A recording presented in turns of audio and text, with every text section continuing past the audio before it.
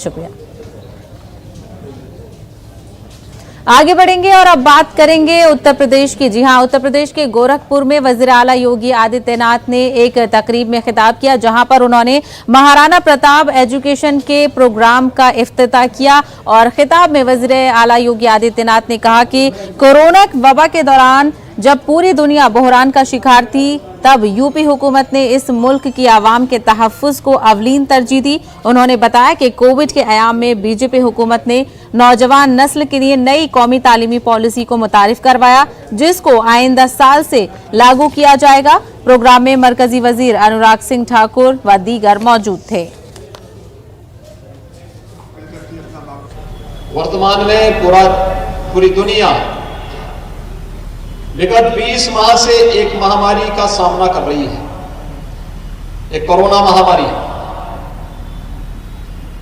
इसने सामाजिक जीवन को और सामान्य जनजीवन को बुरी तरह दुनिया के अंदर प्रभावित किया। लेकिन हम सबका सौभाग्य है कि भारत के अंदर प्रधानमंत्री मोदी जी के यशस्वी नेतृत्व में कोरोना प्रबंधन दुनिया के सामने एक उदाहरण बना है।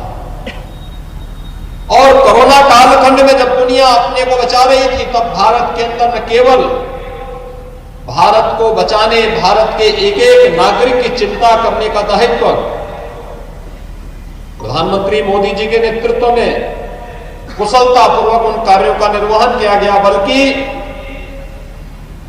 पहली बार भारत के युवाओं के लिए, भारत के छात्रों के लिए, छात्राओं के लिए, उनके सर्वांगीण विकास के लिए और उनके जीवन